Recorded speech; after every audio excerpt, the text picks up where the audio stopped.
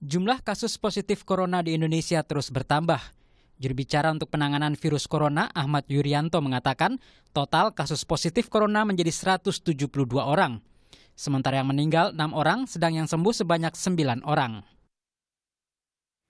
Penambahan terbanyak adalah dari Provinsi DKI, kemudian dari Jawa Timur, kemudian dari Jawa Tengah, dan juga dari Provinsi Kepulauan Riau. Secara umum kondisi yang dirawat sudah membaik dan kemudian beberapa pasien yang kemarin sudah kita laporkan di awal, sudah ada 9 orang yang dinyatakan sembuh dan bisa pulang. Ahmad Yuryanto memprediksi akan ada penambahan kasus positif corona ke depan. Prediksi ini didasari pada pelacakan jejak yang terus dilakukan pemerintah bagi orang-orang terpapar positif corona. Kita menyadari bahwa akan terjadi penambahan pasien yang cukup signifikan nantinya. Ini disebabkan karena satu, kontak tracing aktif kita laksanakan. Kemudian yang kedua, edukasi kepada masyarakat semakin gencar dilaksanakan. Sehingga kemudian masyarakat pun sudah mulai menyadari bahwa mereka pun juga harus waspada. Sementara itu, Badan Nasional Penanggulangan Bencana BNPB sudah memperpanjang masa darurat bencana wabah virus corona sampai 29 Mei 2020.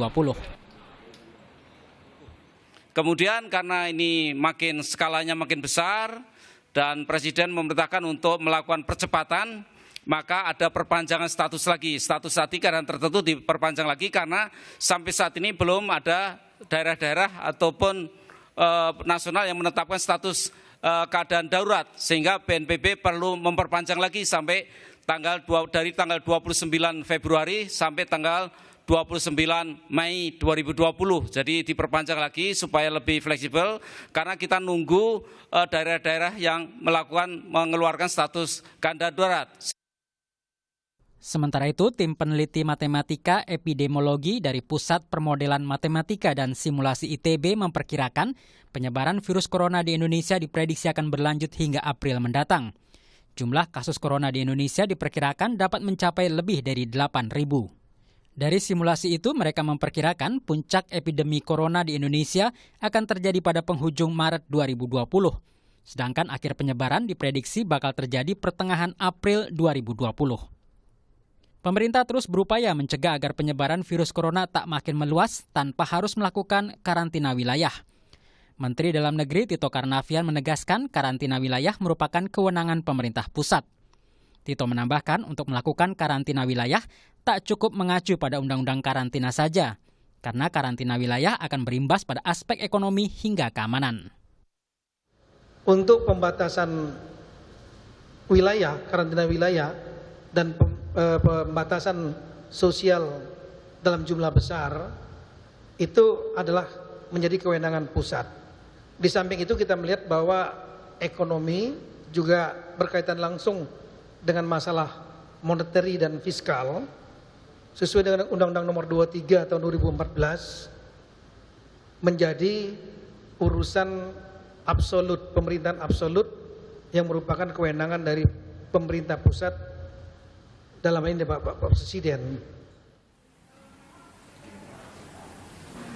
Indonesia harus bergerak lebih cepat, tuntas, dan terbuka dalam menangani penyebaran virus corona, agar jumlah kasus positif corona dan orang yang meninggal tak terus bertambah. Tim Liputan, Kompas TV. Saudara, sejumlah langkah darurat dilakukan sejumlah negara. Ada yang turun ke masyarakat atau jemput bola uji tes corona di jalanan demi menangkal penyebaran corona. Ada juga yang menyediakan penyemprotan disinfektan steril di jalanan maupun menerapkan pelayanan kesehatan masif. Lalu apa langkah darurat Indonesia di tengah situasi darurat corona? Mengingat jumlah pasien positif virus corona terus bertambah setiap hari. Ulasannya akan kami bahas bersama sejumlah narasumber istimewa kami. Ada Edi Priyono, Deputi 3 Kantor Staf Presiden di bidang ekonomi. Imam Prasojo, sosiolog dari Universitas Indonesia. Dan juga Eni Srihartati, peneliti senior Indef. Selamat malam Bapak-Bapak dan Ibu. Kami, saudara, mengatur tempat duduk kami sebagai juga sosialisasi dan juga kami menjaga agar tempat duduk kami ini tidak terlalu dekat untuk menjaga bahwa kita tidak tahu dan ini merupakan upaya preventif. Izin Bapak dan Ibu, saya menuju ke Ibu Nuning Nur Aini, bergabung dari studio Kompas TV Jawa Barat, peneliti matematika epidemiologi Pusat Pemodelan Matematika dan Simulasi Institut Teknologi Bandung ITB. Ibu Nuning, selamat malam. Dengan Aiman, Kompas TV Jakarta. Bisa jelas mendengar saya? Jelas. Selamat malam, Bung Aiman. Selamat malam, Ibu Nuning. Saya ingin bertanya, ada pernyataan Ibu bahwa Corona di Indonesia akan mirip dengan Korea. Tapi satu hal yang kemudian bisa menenangkan, maka April, katakan bahwa April akan selesai. Bagaimana Ibu bisa menjelaskan ini?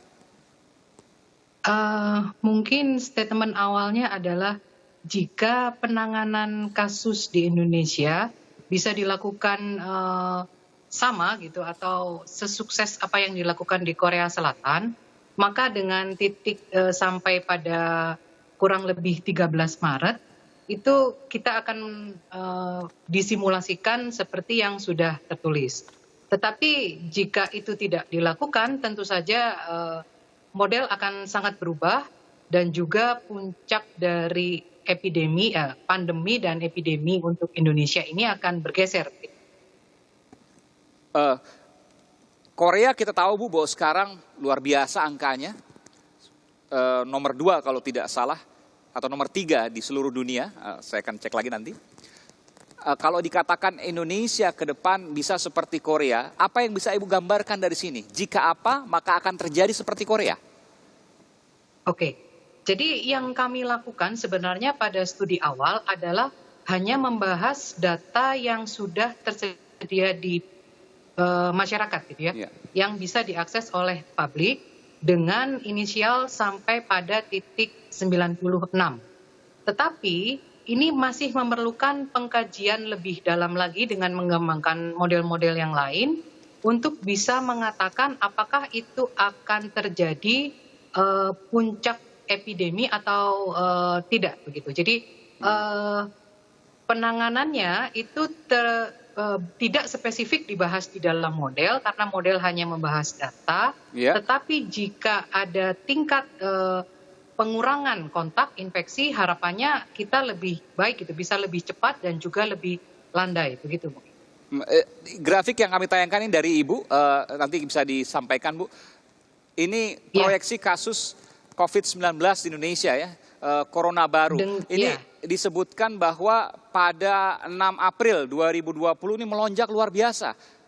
Dari 21 Maret, artinya bulan April ini akan melonjak luar biasa, sampai ribuan? Oke. Untuk kepastian kami hanya bersandar kepada hasil estimasi parameter yang dilakukan dengan menggunakan pendekatan pemodelan kurva Richards.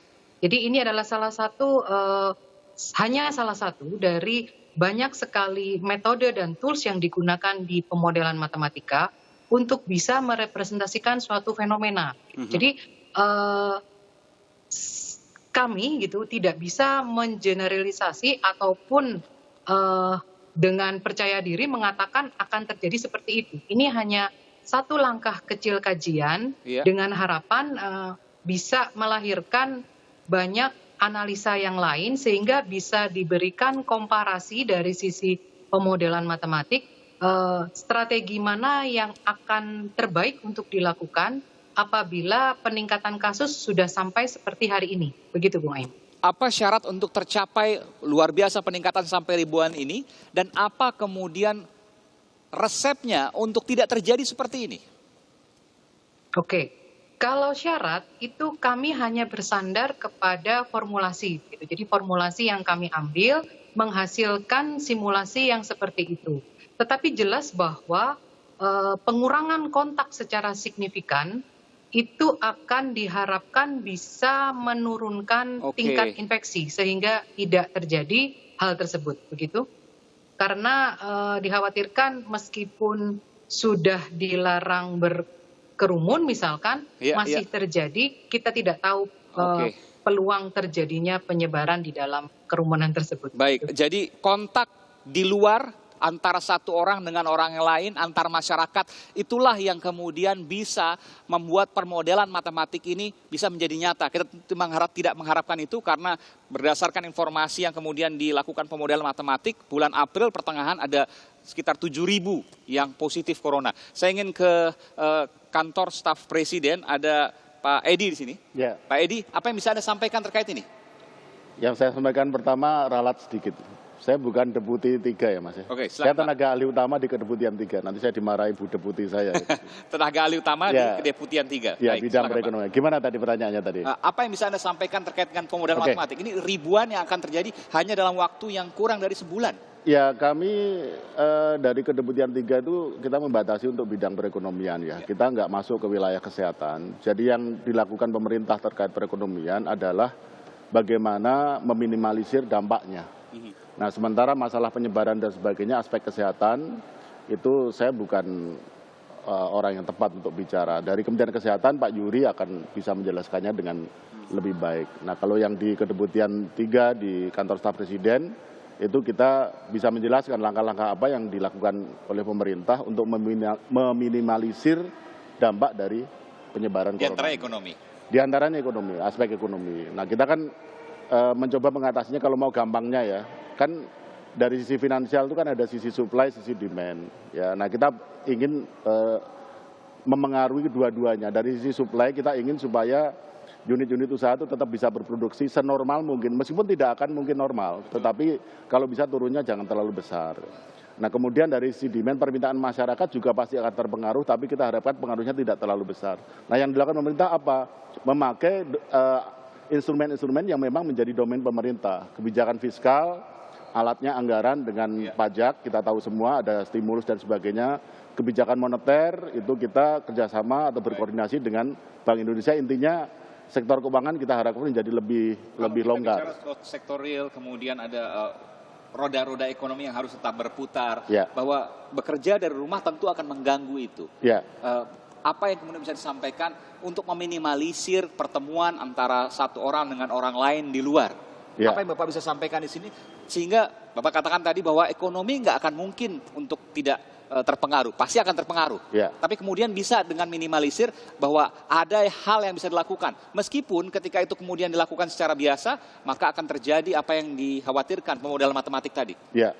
Nah, jadi ini sebenarnya kita bukan melihat dampaknya terhadap penyebaran itu di luar kewenangan atau otoritas dari saya untuk bicara seperti itu. Tapi bagaimana dampaknya terhadap ekonomi itu kita bisa minimalkan. Nah, di ekonomi itu kan ada konsumsi, masyarakat itu kan konsumsi kan. Nah, konsumsi itu ada yang sifatnya sosial. Di mana kalau dia melakukan konsumsi, dia harus berinteraksi dengan orang lain. Orang makan di restoran, orang nonton sepak bola, orang nonton pertunjukan dan sebagainya. Nah, itu kan semuanya kita minimalkan, otomatis akan berdampak terhadap bisnis-bisnis seperti itu. Nah, yang kita bisa coba lakukan adalah bagaimana supaya penurunannya tidak terlalu besar. Jadi misalkan untuk bisnis kuliner, itu kita harapkan masyarakat berubah perilaku dari yang makan di restoran menjadi kalaupun harus ke restoran dibungkus saja dimakan di rumah. Pertanyaannya, sudahkah semua itu kemudian dicatat, disampaikan ke masyarakat untuk meminimalisir pertemuan tapi tetap menjalankan ekonomi? Protokol apa yang dimiliki oleh pemerintah? Saya nggak pernah mendengar Pak terkait sosialisasi itu. Kita akan bahas saat lagi. Tetap bersama kami di Sapa Indonesia Malam, Saudara.